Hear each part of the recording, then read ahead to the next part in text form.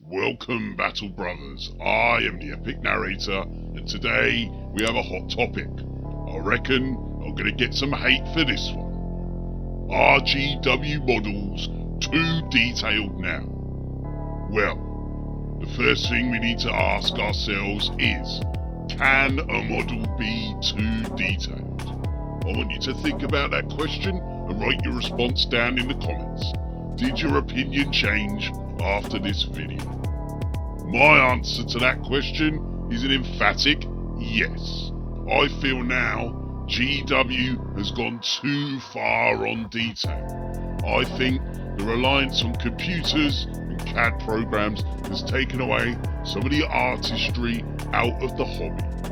Older models were handcrafted with love, and you can feel that. The models now have become clinical, clean, and at the risk of sounding like a Space Marine hipster, too mainstream. I was into the hobby before it was cool.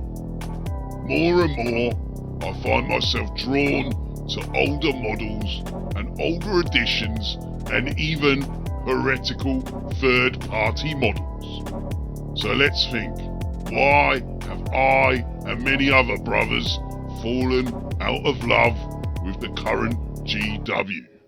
What's changed and why did the relationship go stale? I've narrowed it down to 3 factors: posing, dangly bits and painting. I'm sure you would agree it's a good idea to subscribe to the chapter so you don't miss these future upcoming episodes. Here in part 1 we discuss the dynamic poses. To be blunt, GW poses now are less Gurkha and more PLA. So there's something seriously up with the current poses. Some of them just ain't right. I mean, I'm not saying we should go back to the 90s GW era where every model looked like they were doing a Fonz impression with bolters. But something about the physics just don't add up here. Some cases in point. What the is this geezer doing? Ballet's Bane here must be the life and soul of the parties on Fenris. Ulrich likes to call him the Nutcracker, I think. Or as some other YouTubers have pointed out, he looks like he's doing the bloody Karate Kid stunts. I can't take a model like this seriously.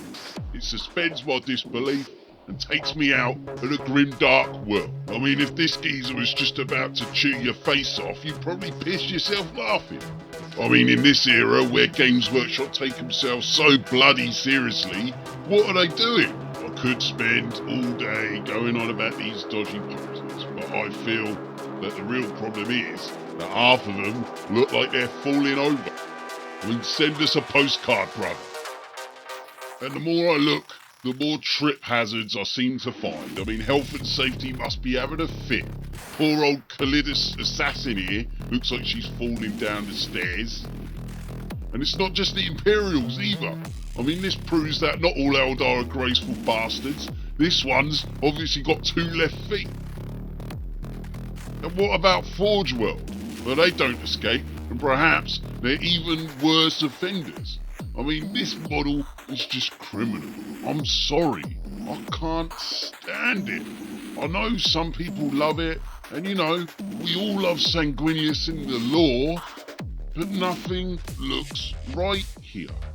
Something about the hair just looks really weird. He's down to bloody hairdressers, getting a perm. Why are his feet so dainty? Again, it's more of that ballet stuff. Feels like he's flying down a children's slide, not stabbing up a demon. I just don't want to look at it. Poor Sanguinius, they messed you up even worse than Horus did. And how about the story of the 2 Guillimans? This one's majestic and regal, the other is cluttered, ungainly and perched on a rock, legs akimbo, just looking like a weirdo. And don't get me started on all of that dynamic fire everywhere. Who left that bloody lit torch on the floor? Yet more health and safety violations. To conclude, I think all of these overly dynamic poses are just taking away part of the imagination and the creation in the hobby. What I see in my mind's eye and what I see on the tabletop are very different things. These poses look great for display cabinets, but on the battlefield, for me, it's a big no-no.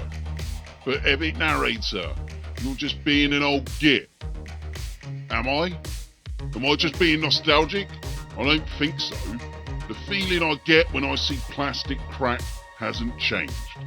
I'm still just one eBay rampage away from an empty wallet.